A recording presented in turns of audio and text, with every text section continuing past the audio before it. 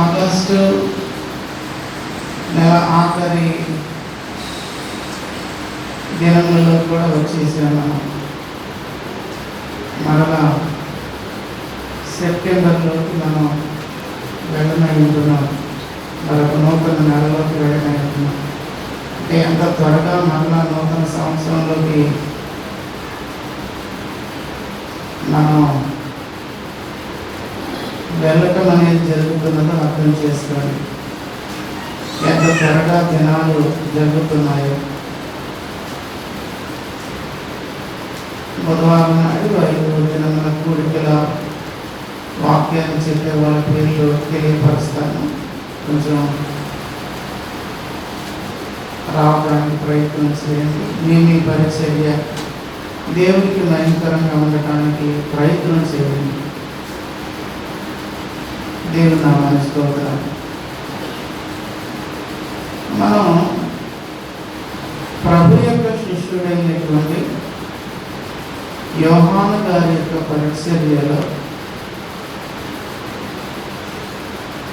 గడిచిన కొన్ని రోజుల క్రితం కూడా ఈ వాక్యాన్ని ధ్యానం చేస్తున్నాం మనం. అంటే ఆ రోజున వచ్చిన వారికి కొంత అర్థమై ఉంటుంది. అయితే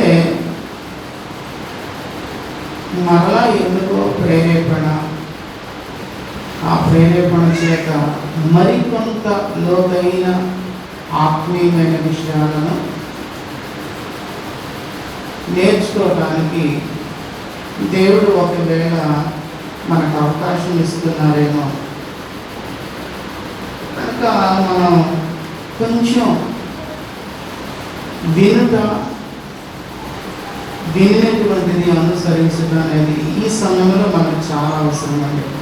నేను పదే మిమ్మల్ని అడిగేది ఏంటంటే, వినుట ఒక గొప్పదైన కార్యం, అనుసరించుట మరీ ఎక్కువైన గొప్పదైన కార్యం.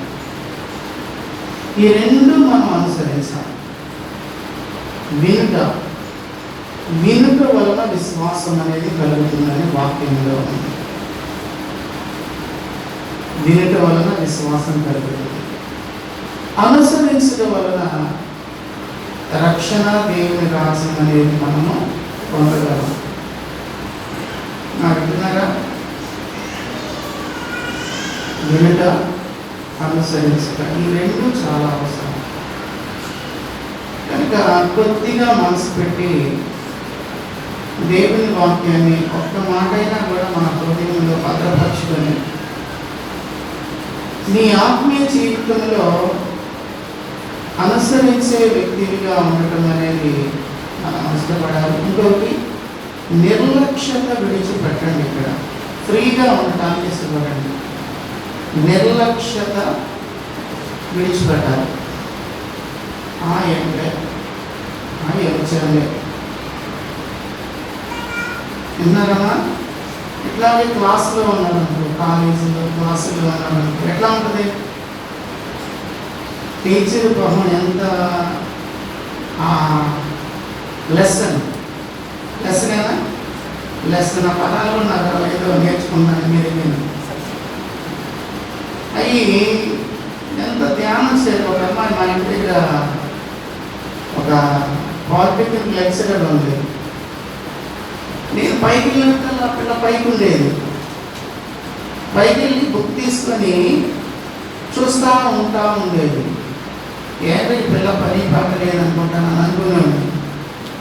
ఆ పిల్ల ఏం చేస్తుంది? రేపటి దినమున స్టూడెంట్కి ఏ లెసన్ అనేది చెప్పాలో అక్కడ ఏం చేస్తుంది?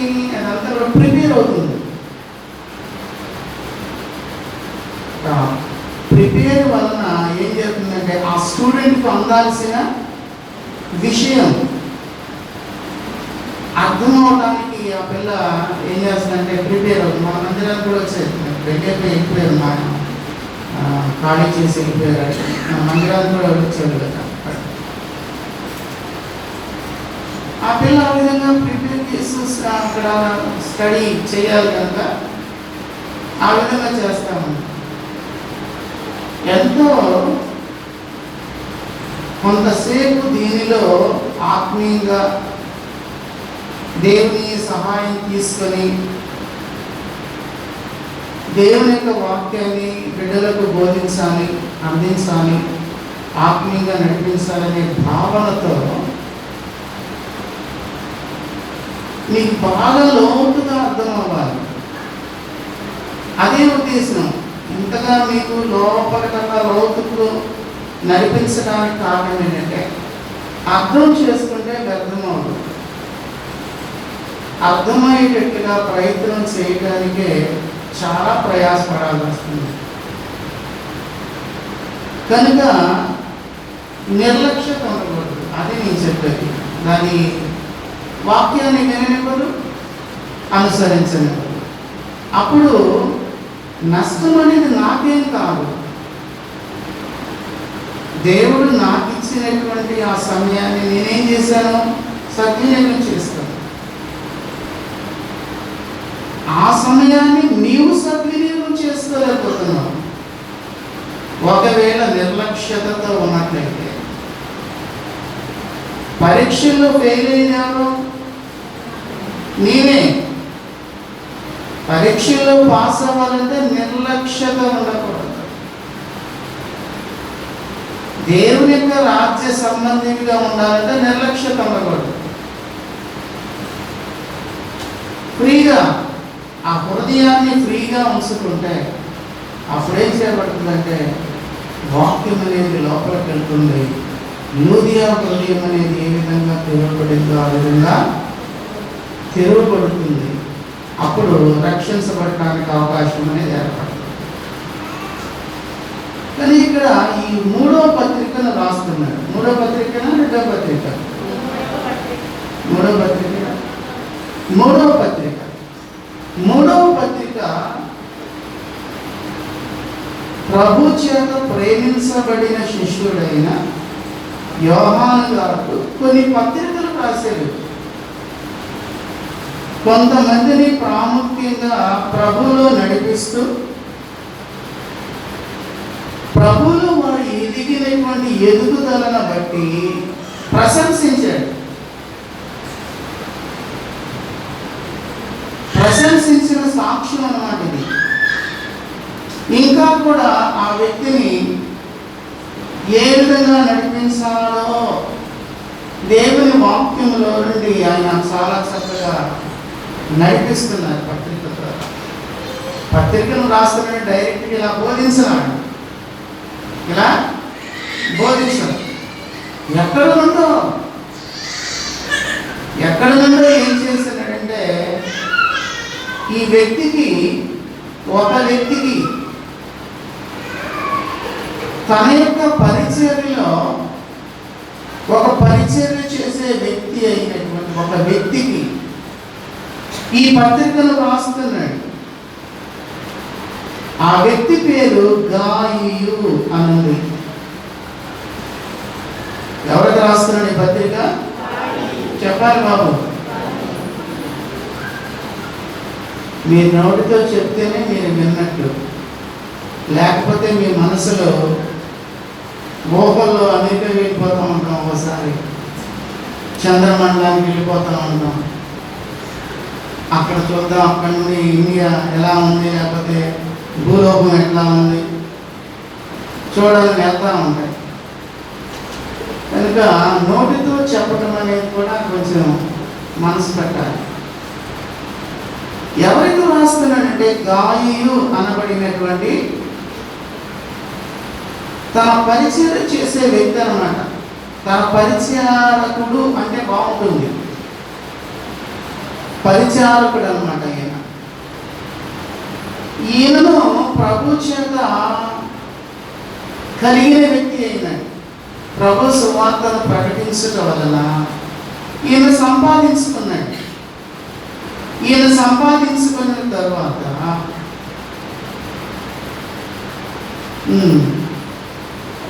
ఏమైంది అంటే ఈ పత్రికను రాస్తున్నాడు. ఇక్కడ మొదటి మాటలో వచనంలో ఉన్నది, పెద్దనైన నేను సత్యమును బట్టి ప్రేమించు ప్రియుడైన గాయకు శుభమని చెప్పి వ్రాయినది. నేను సత్యమును ప్రేమిస్తున్నాను. సత్యమును ప్రేమిస్తున్నానంటే నేను యేసుక్రీస్తు ప్రభువారిని ప్రేమిస్తున్నాను. ఎందుకంటే నన్ను ప్రేమించాడు ఆయన కదా. యేసయ్య మనలను ప్రేమించారు కనుక యేసయ్యను మనం ఏం చేయాలి? ప్రేమించాలి. ఇది మనం నేర్చుకున్నాలి. ఆయన ప్రేమించేసేసారు. కొన్ని వేల సంవత్సరాల క్రితమే మనలను ప్రేమించారు. ఎలాంటి వారినైనను కూడా ఆయన క్షమించుటలో ప్రేమ ఉన్నది. ఆ ప్రేమను గురించి ఆఖరిలో నేర్చుకున్నాం ఒక మాట. అసలు ప్రేమ అంటే ఏంటనేది అంత క్రితం కూడా ఒకసారి చెప్పాను, కానీ కొంచెం జ్ఞాపకం పెట్టుకొని మనసులో పెట్టుకోండి. ప్రేమ అనేది ఏంటి అనేది ఒకసారి మళ్ళా మీరు జ్ఞాపకం చేసుకోండి. మళ్ళా నేను చెప్తాను వాక్యాన్ని ఎక్కడ ఉందో ప్రేమ అనేది. అయితే ఆయన యేసయ్య మనలను ప్రేమించారు. ప్రేమించడం వలన ఆయన మన కొరకు ప్రాణం పెట్టారు అనేది అందరికీ తెలిసినటువంటి సత్యం. అది ఇక్కడ కూడా ఏమంటారు? వ్యక్తిగతంగా యేసయ్య నన్ను ప్రేమించారు కనుక యేసయ్యను నేను ప్రేమిస్తూ, గాయు అనబడినటువంటి నిన్ను కూడా ప్రేమిస్తూ ఏం చేస్తున్నాను? ఈ ప్రేమతో ఈ లేఖను రాస్తున్నా. నీ కొరకు ఈ లేఖను రాస్తున్నాను. ఆనాటి కాలంలో వీళ్ళందరూ కూడా చిన్న చిన్న వ్యక్తులు, పరిచయం చేసే వ్యక్తులుగా ఉన్నారు. ఈ గాయు అయినా, తీతు గారైనా, తిమోతి గారైనా, స్టెఫనీ గారైనా, ఫిలిప్పు గారైనా, బర్నబా గారైనా, వీళ్ళంతా ఉన్నారు చూడండి. వీళ్ళందరూ కూడా దేవుని యొక్క సేవకుని దగ్గర పరిచర్య చేసే పరిచారకులు. అంతే కదండి, పరిచర్య చేసేవాళ్ళు. వీళ్ళు లేకపోతే అసలు ఇక్కడ నిలబడతామా? ఇది మనకి ఏమైనా తెలుసా పెట్టడం? ఇది ఏమైనా మనకు తెలుసా పెట్టడం? అవి ఏమైనా మనకు తెలుసా పెట్టడం? ఏదో మైక్ ముందు నిలబడి చెప్పమంటే 4 మాటలు చెప్తున్నాను తప్ప ఈ సిస్టమ్ అంతా కూడా వాళ్ళు చేయబట్టే ఇక్కడ నిలబడటం అనేది జరుగుతుంది. వాళ్ళే కనుక చేయకుండా స్తబ్దుగా కూర్చున్నారు. అప్పుడు మన పరిస్థితి ఏంటి? ఇక్కడ మొత్తుకోవటం, మనం మైక్ లేకుండా మొత్తుకోవటం తప్ప అంతకంటే ఏం లేదు. అంటే వాళ్ళు ఎంతో ఇక్కడ పరిచర్య చేస్తున్నారు. ఎంతో భారంతో, బాధ్యతతో పరిచర్య ఇక్కడ చేస్తున్నారు. దయచేసి పరిచర్య చేయండి. ఇంకా మీ బిడ్డలను కూడా పరిచర్యలోకి నడిపించండి. అది మంచిది. వాళ్ళు భవిష్యత్తు కాలంలో దేవునికి ఎంత ఉన్నతమైనటువంటి పరిచర్య చేసే బిడ్డలుగా ఉంటారో, ఆడబిడ్డలైనా మగబిడ్డలైనా కానీ, ఎవరైనా కానీ, స్త్రీలైనా పురుషులైనా పరిచర్య చేసే, వచ్చి కూర్చోవడం కాదు. అర్థమైందా? వచ్చి చక్కగా కూర్చోవడం పరిచర్య. పరిచర్య ఉంది చేయాలంటే.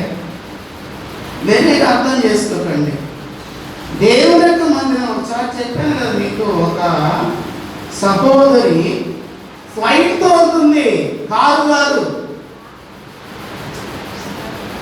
ఫ్లైట్తో అవుతుంది.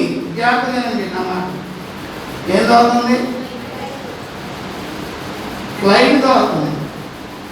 ఫ్లైట్ తోలుతూ అక్కడ ల్యాండ్ అయిన తర్వాత ఆమె కొంత సమయం ఉంటుంది మళ్ళా వెళ్ళటానికి. వెంటనే వెళ్ళదుగా, వెంటనే వెళ్ళదు. కొన్ని గంటల సమయం ఉంటుంది. వాళ్ళు ఏం చేస్తారంటే ఒక మంచి 5 స్టార్ హోటల్లో పెడతారంట. 5 స్టార్ హోటల్లో పెడతారు. ఆ 2 గంటలో 3 గంటలో 5 స్టార్ హోటల్లో రెస్ట్ తీసుకొని మళ్ళా టయానికి అక్కడికి వస్తారు. అది వాళ్ళ యొక్క పని. అయితే ఈ సహోదరు ఏం చేసిందంటే ఈ కొన్ని గంటలు దేవుని యొక్క సహవాసం ఎక్కడుందని వెతికి ఆ సహవాసంలో తెలియదు. వెళ్ళి ఏం చేస్తుందంట, ఆ దేవుని సేవకుని దగ్గరికి వెళ్ళి అడుగుతుంది, అయ్యా నేను టాయిలెట్ని బాగు చేస్తాను, శుభ్రం చేస్తాను, నాకు కావలసినటువంటి ఆ బ్రష్లే కానీ లేకపోతే ఇంకా టాయిలెట్కి సంబంధించిన ఆ క్లీనింగ్ సంబంధించినవి కూడా నాకు ఇవ్వండి అయ్యా.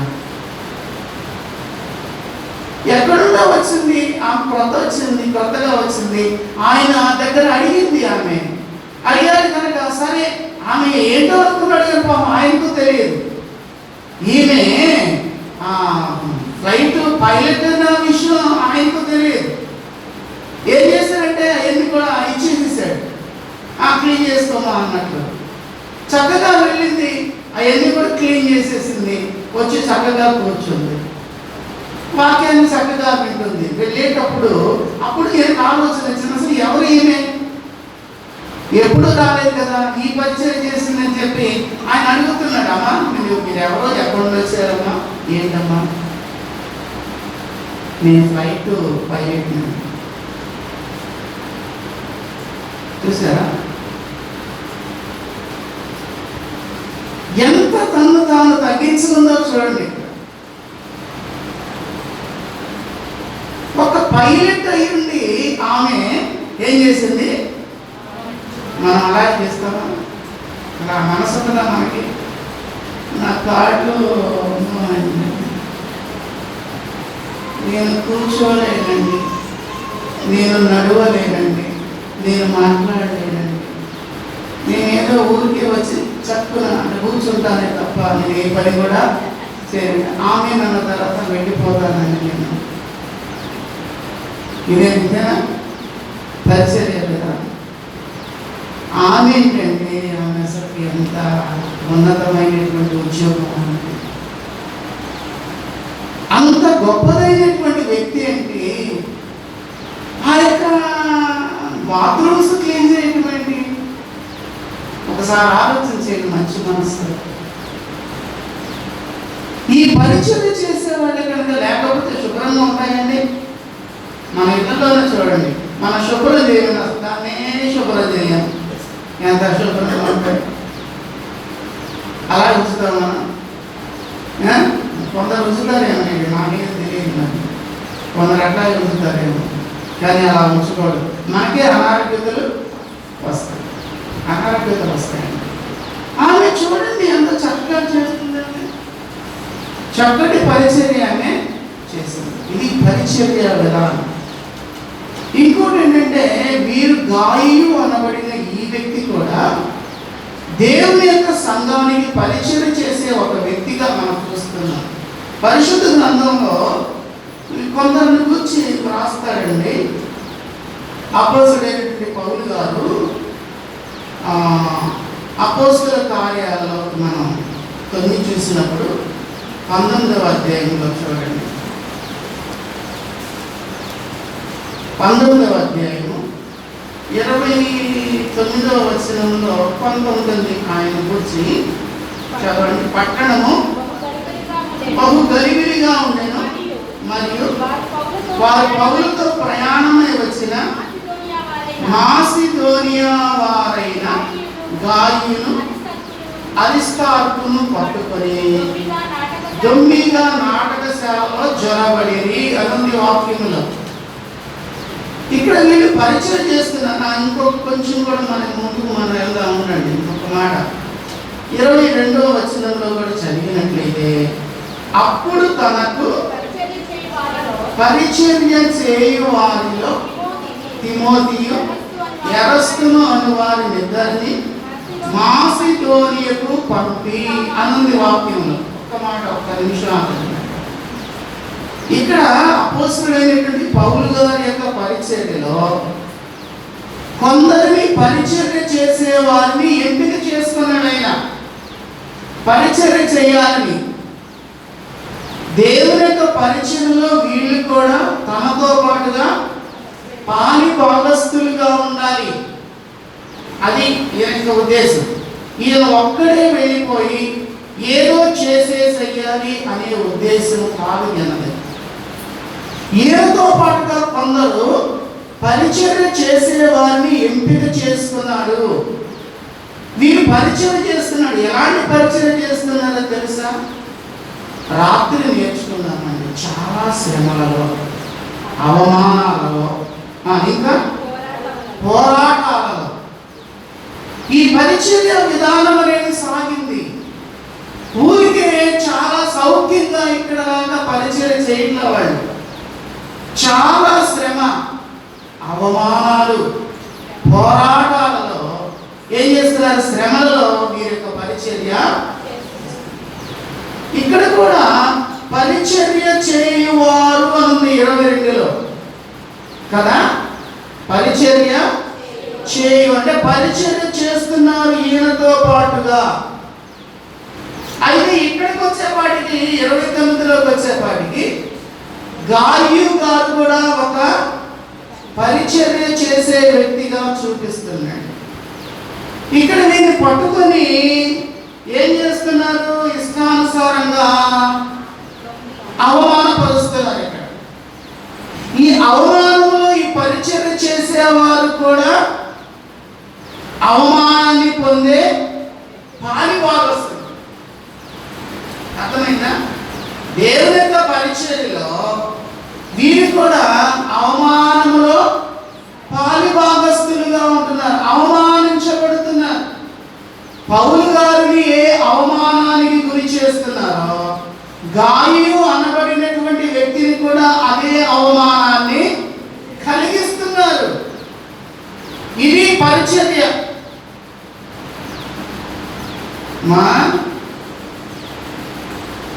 ఇలాంటి పరిచర్య వారి యొక్క పరిచర్య బాగుందా? చెప్పండి, ఏమైనా బాగుందా? అవమానాలతోనూ శ్రమలతోనూ పోరాటాలతోనూ కూడిన పరిచర్య దేవుని యొక్క పరిచర్య. ఏదైనా మంచిదేనంటారా? ఒక వ్యక్తిని రక్షించుకొని ఆత్మీయంగా దేవుని రాజ్యానికి నడిపించడంలో వారు విశేషమైన కృషి చేస్తూ ఉంటారు. వీరికి కలిగే అనుభవాలు ఎలాంటివంట? శ్రమల, పోరాటాల, అవమానాల, ఇలాంటివి కలుగుతూ ఉన్నాయి. దేవుని యొక్క సేవ చేసే వారికి, దేవుని యొక్క పరిచర్య చేసే వారికి కూడా ఇలాంటి ఇబ్బందులు. ఎవరు తక్కువ నిలబడతారు దీంట్లో? ఈ పరిచర్య విధానం అనేది ఒక చాలా శ్రేష్టమైనది. ఈ శ్రేష్టత ఎలా వస్తుంది? ఇది ఎలా సంపాదించుకోవాలి? ఈ పరిచర్య కలిగిన వ్యక్తి ఎలాంటి వ్యక్తిగా ఉండాలి ఆత్మీయంగా అనేది కూడా పరిశుద్ధ గ్రంథం బోధిస్తుంది. చూడండి, ఒకటి దేవుని యొక్క వాక్యంలో మనం చూసినప్పుడు అపోస్తల కార్యములలోనే ఏముంటుంది? 6వ అధ్యాయంలో మనం ఉంటుంది. 6వ అధ్యాయము మొదటి వచనాన్ని మాత్రం చదువుదాం, తర్వాత మళ్ళీ వెళ్దాం. ఆ దినములలో శిష్యుల సంఖ్య విస్తరించుతున్నప్పుడు అనుదిన పరిచర్యలో చాలు చాలు చాలు చాలు ఏమైందంట? శిష్యుల సంఖ్య, సంఘం విస్తరిస్తున్నది. సంఘం విస్తరిస్తున్నప్పుడు ఏం కావాలి? చాలా పని ఉంటుంది కదా, చాలా పని ఉంటుంది. ఇప్పుడు ఇంతమంది వచ్చాము, చేపలు వేయాలి కదా. కూర్చుంటారా మీరు? కూర్చుంటారా? కింద కూర్చుంటారా? ఎవరేస్తే చేపలు ఎవరయ్యాలి? నేను, ముందుగా వచ్చేవాళ్ళు ఎవరో వేయాలి. ఓడవాలా? మీరంతా కూడా అశుభ్రం చేసి పోతారు. ఏంటంటే అది చేసి, పేపర్లు చేసి, ఇది చేసి, ఆట ఆడి, ఈ ఆట ఆడి, ఇవన్నీ కూడా ఎక్కడట చేస్తారు. చేసిన తర్వాత ఇప్పుడు ఎవరు చేయాలి? బాగు చేయాలి, ఎవరు చేస్తారు? ఈ కీర్తి లేదా ఈ పిల్లలు అంటారు. పాపం పిల్లలు జస్వంత్, జాన్, వీళ్ళంతా నేను ఎంతమంది చేస్తారు తెలుసా? ఉదయం సాయంత్రం నానా బాధపడతారు. చైర్లు మీరు చక్కగా కూర్చోడానికి చైర్లు వేసేది వాళ్ళే. వాళ్ళకి కొంచెం థ్యాంక్స్ చెప్పండి. ఎంతో పాపం పరిచయం చేస్తున్నారు చిన్న బిడ్డలు. మీకంటే ముందుగా వచ్చి కనీసం తింటున్నారో, టిఫిన్ చేస్తున్నారో లేదో, అమ్మతో కొట్టించుకుంటున్నారు. ఒకవేళ అమ్మ కొట్టుద్దేమో, ఎక్కడికి వెళ్ళేది, ఏంటన్నా ఒకటి వెళ్ళేది అని అమ్మలు కూడా ఉంటారు కదా. ఏమా స్వర్ణమా ఉంటారా? ఉండరా? దేవుని స్తోత్రం. అలాంటి వాళ్ళు కూడా ఉంటారు. ఒకవేళ వాళ్ళతో తిట్టించుకొని అవమానించబడి కూడా ఇక్కడ ఏం చేస్తున్నారు? ఈ పరిచర్య చేస్తున్న బిడ్డలండి వాళ్ళు. మనం చక్కగా కూర్చొని వెళ్ళిపోతున్నాం, కానీ వాళ్ళు ఎంతో పరిచర్య వాళ్ళు చేస్తున్నారు. చిన్న బిడ్డలై ఉంది. వాళ్ళు ఎంత వయసు వాళ్ళకి అసలు? వాళ్ళు పని చేస్తున్నారు చక్కగా. ఇంకా సాయంత్రం అయితే ఇంకా చిన్న బిడ్డలు వస్తారు. ఎంత చిన్న బిడ్డలు వస్తారు. ఒకళ్ళు టవల్ తీసుకొని చిన్న నాప్కిన్ తీసుకొని తుడుస్తా ఉంటాడు. నాకు చాలా ముందు వేస్తారనమాట. ఆ బిడ్డలు ఎంత పరిచయం చేస్తున్నారు వాళ్ళు. మీకు కనీసం మీ బట్టలకి మట్టి కూడా కాకుండా ఉండటానికి వాళ్ళు తుడిసి చక్కగా మట్టి అవుతుందా? మీకు ఏమైనా ఇంటి చూసుకున్నారు ఎప్పుడైనా? చీరలకు కానీ ప్యాంట్లు కానీ అంత చక్కగా వాళ్ళు పరిచయం చేస్తున్నారండి. వాళ్ళు ఈ పరిచయం చేసే వారి యొక్క జీవిత విధానాన్ని చూడండి. ఎలాగా సంస్కరించుకోవాలి పరిచయం చేసేవాళ్ళు. ఈ 6వ అధ్యాయంలోకి వచ్చేపాటికి ఇక్కడ పరిచయం చేసే వారి యొక్క ఎవరిని ఎంపిక చేశారు? ఆదిమ సంఘ క్రైస్తవ పెద్దలు. ఎలా ఉండాలి? ఈ క్రైస్తవ సంఘములో పరిచయం చేసే పరిచారకులైనటువంటి ఈ బిడ్డలు ఎలాంటి వారుగా ఉన్నారంటే, గాయు అనబడిన వాడు, గాయు కూడా పరిచయం చేసే వ్యక్తి కనుక ఈ పరిచయం చేసే వ్యక్తిని ఎలా ఎంపిక చేశారు? ఎలాగా ఉంటే ఎంపిక చేశారంటే ఇక్కడ చూపిస్తున్నాడు చూడండి. 3వ వచనంలోకి వచ్చినప్పుడు, కాబట్టి సహోదరులారా ఆత్మతోను జ్ఞానముతోను నిండుకొని మంచి పేరు పొందిన, చూసారా, ఆత్మతోను జ్ఞానముతోను నింపబడిన ఒక పరిచర్యలో, వీరి పరిచర్యలో అపోస్తలుడైన పౌలు గారి పరిచర్యలో గాయు అనబడిన వ్యక్తిని ఎందుకు ఎలాగా ఎంపిక చేశారంటే, ఈయనలో ఏం చూశాడు? ఆయన ఆత్మతోను జ్ఞానముతోను నింపబడిన వ్యక్తి అయినాడు. దయచేసి ఇక్కడ ఎవరు బాధపడద్దు. మనకు కావాల్సింది ఏదో పనిచేసామని కాదు. దేవునికి ఇష్టమైనటువంటి వ్యక్తిగా మొట్టమొదట మార్పు చేసుకున్నాను. ఒక ప్రత్యేకమైన జీవిత విధానాన్ని ఏర్పాటు చేసుకున్నాను. నేను నా దేవుని పరిచర్య చేసే వ్యక్తినిగా ఉండాలి కనుక మొట్టమొదట నేనేం కలిగి ఉండాలి? దేవుని యొక్క ఆత్మతో, దేవుని యొక్క ఆత్మ జ్ఞానముతో నేను మొట్టమొదట నింపబడాలి. అంతేనా? అంతేని చెప్పట్ల వాక్యం. ఇంకా చూడండి, ఈ మాట 5వ వచనం నుండి చూడండి. ఈ మాట 50 మందికి ఇష్టమైనందున వారు విశ్వాసముతోను పరిశుద్ధాత్మతోను నింపబడిన వాడైనా. గమనించారా? విశ్వాసముతోను పరిశుద్ధాత్మతోను నింపబడిన. ఇక్కడే పైన ఆత్మతోను జ్ఞానముతోను. మళ్ళీ 2 మాటలు, పరిశుద్ధాత్మతోను విశ్వాసముతోను నింపబడిన. పరిచర్య చేసే వారి యొక్క విధానాన్ని జాగ్రత్తగా పరిశీలన చేశారు ఆ రోజున క్రైస్తవ పెద్దలు. వీరు సరైనటువంటి వారు, వీరు సరి అయిన వారు. ఏం కావాలి? ఆత్మతో నింపబడాలి, జ్ఞానంతో నింపబడాలి, విశ్వాసంతో నింపబడాలి. పరిశుద్ధ ఆత్మతో వాళ్ళు నింపబడిన వారిని ఎంపిక చేసి ఏం చేశారు? ప్రార్థన చేసి పరిచయం చేయడానికి వారిని ఏర్పాటు చేశారు. అది పరిచయం చేసే వారి యొక్క విధానం. నా మాటలు కాదు కదండి. నేను ఏదైతే నేను కల్పించుకొని మాట్లాడాలని చెప్పచ్చు. పరిశుద్ధ గ్రంథంలో ఉన్న మాటలని నేను ఏది జాగ్రత్తగా మనం ఎట్లా ఉండాలి, ఇలా బ్రతికితే మంచిది, ఇలా జీవిస్తే మంచిదని దేవుని ఆత్మ చేత మాత్రమే ఈ విషయాలన్నీ కూడా క్రోడీకరించడం జరిగింది. అంటే పరిచయం చేసేవాడు ఎలాంటి వాడు అంటే గాయి అనబడిన వ్యక్తిని ఎలా ఎంపిక చేశారంటే ఈ విధానంలోనే ఆయన ఎంపిక చేసి వాడుకున్నాడండి. ఆ వ్యక్తిని ఆ విధంగా వాడుకున్నాడు. జాగ్రత్తగా గమనిస్తే మనం ఎంత చక్కటి ఆత్మీయమైనటువంటి అనుభవాన్ని మనం కలిగిన వారమై ఉంటున్నామో అర్థం చేసుకోండి. ఇప్పుడు ఏం చేయబడాలి? మనం గాయు అనబడినటువంటి దేవుని పరిచారకుడు, పరిచయం చేసే వ్యక్తి ఎలాగా ఎంపిక చేయబడ్డాడు అంటే దేవుని యొక్క వాక్యములోనండి జ్ఞానము, ఆత్మ జ్ఞానము, విశ్వాసము, పరిశుద్ధాత్మతో నింపుదల, ఇవన్నీ కూడా కలిగినటువంటి వ్యక్తి కనుక ఏం చేస్తున్నాడు? దేవుని యొక్క పరిచర్యకే ఇలాంటి వారిని ఎంపిక చేసి తనతో పాటుగా ఏం చేస్తున్నాడు? ప్రయాణం చేయిస్తూ ఉన్నాడు. ఈ ప్రయాణంలో ఇక్కడ జరిగినటువంటి అనుభవాన్ని మనం చూస్తున్నాం కదా. ఇక్కడ 29లోనా ఇక్కడికి వచ్చాము,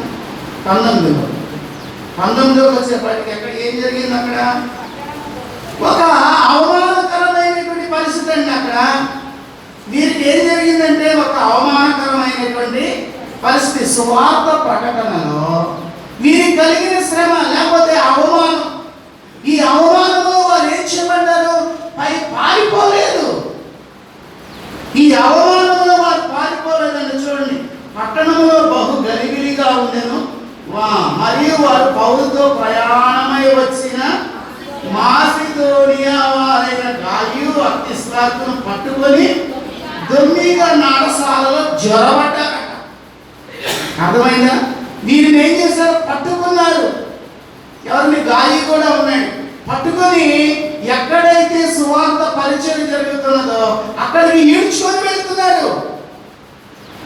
ఇలాంటి శ్రమ, ఇలాంటి అవమానం పొందాలా? అవసరంగా అంటారా? దేవుని ఆత్మచేత వారు నింపబడ్డారు కనుక ఈ శ్రమను వారు ఏం చేశారు? సంతోషంగా స్వీకరించారు.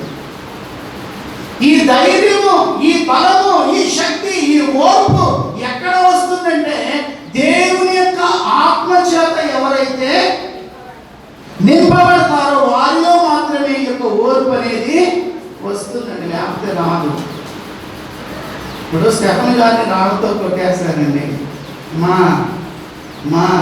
స్టెఫన్ గారిని రాళ్ళతో కొట్టారా రాళ్ళతో కొట్టారు స్టెఫన్ గారిని. ఏంట్రా నన్ను కొట్టేవేంట్రా, ఇట్లా బయట రాదు.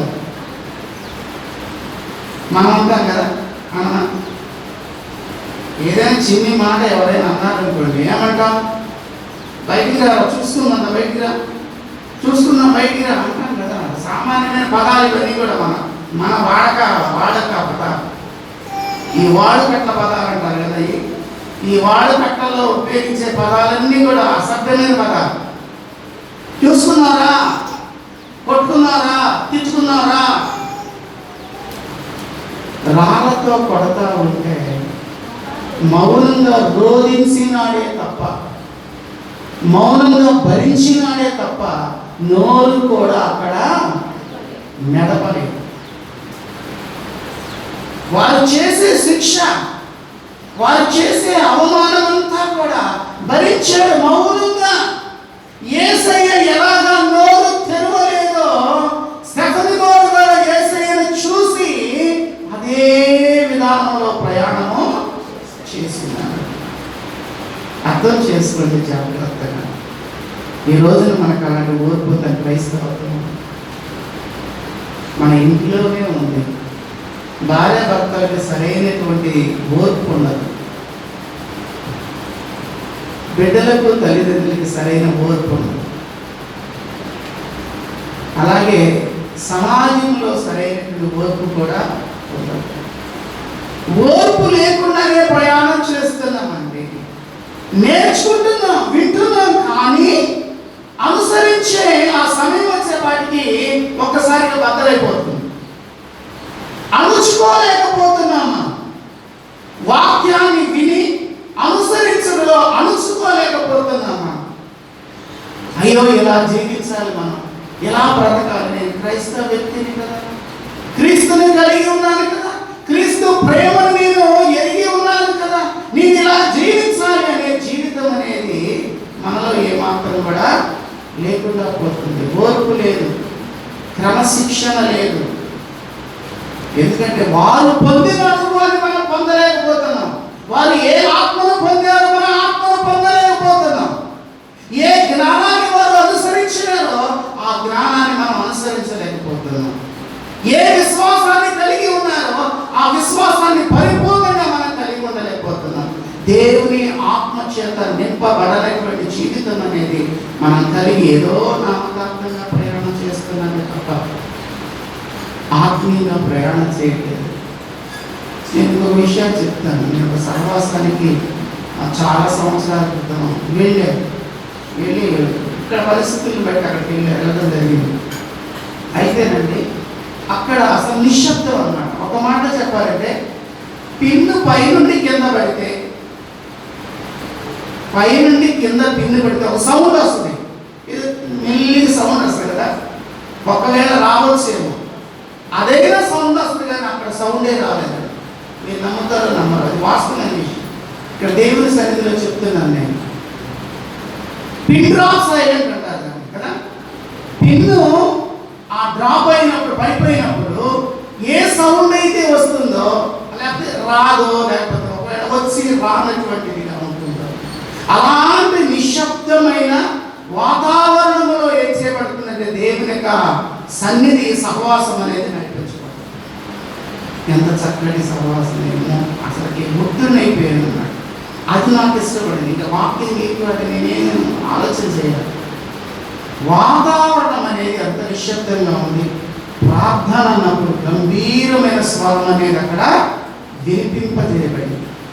ప్రార్థన అన్నాం అనుకోండి, గంభీరంగా అందరూ కూడా ప్రార్థన చేస్తున్నారు, దేవుని ఆరాధన చేస్తున్నారు, దేవుని అడుగుతున్నారు, విజ్ఞాపన చేస్తున్నారు, మొర పెడుతున్నారు దేవునికి. సంఘాల అభివృద్ధి కావాలి.